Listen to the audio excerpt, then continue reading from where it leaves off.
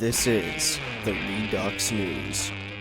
Are you sick of catching the common cold? Well, an uncommon way of thinking may be bringing scientists one step closer to a cure for the common cold. Researchers have identified a key protein in humans that some viruses use to multiply inside of human cells. By disabling that protein instead of attacking the virus itself may prevent infections from spreading. In mice and human cells engineered to lack this protein, the viruses couldn't replicate. Now, colds are the most common infectious disease in humans. On average, adults catch a cold 2 or 3 times each year, while children get sick even more often. Any one of a few hundred viruses, including rhinoviruses, can cause these infections. That fact, and because these viruses can mutate quickly to become resistant to drugs, make it difficult to find a cure. But now researchers at Stanford and the University of California, San Francisco focused on the human host rather than the virus. Viruses hijack cells and rely on humans' own cellular machinery to make more viruses and sicken their host. The team wanted to see if it could identify human genes that make the proteins that many viruses hijack in order to replicate.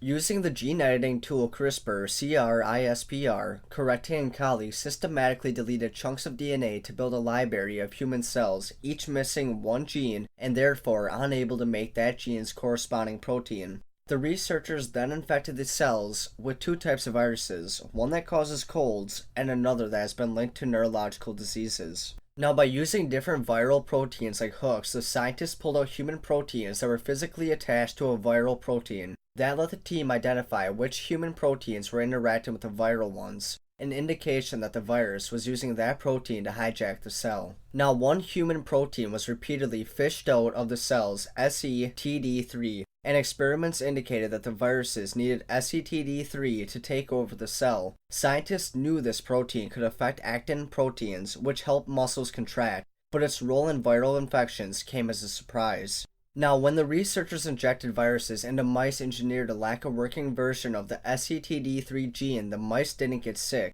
Human lung cells that also lacked that gene remained healthy. Now, lung cells are often used in these types of studies because they are especially susceptible to many rhinoviruses that cause colds. Now, scientists believe by repeating those experiments with similar but potentially more serious viruses suggested the approach may be effective against more than just the common cold. Engineered human cells didn't become infected when they were exposed to viruses that cause hand, foot, and mouth disease, and a polio-like spinal cord disease called acute flaccid myelitis. And when mice were exposed to these viruses, the rodents that didn't have a functioning version of SETD3 were much more likely to survive than those that had the working gene. Now, scientists don't fully understand what this gene does in the human body, and getting rid of it completely could have unknown effects. Instead, the researchers think their best bet is to search for a drug that blocks the human protein and its viral counterparts from interacting. Well, there it is, guys. The common cold may soon be a thing of the past. Let me know what you guys think about this in the comments below. Thank you for watching, and if you're new to the channel, don't forget to subscribe.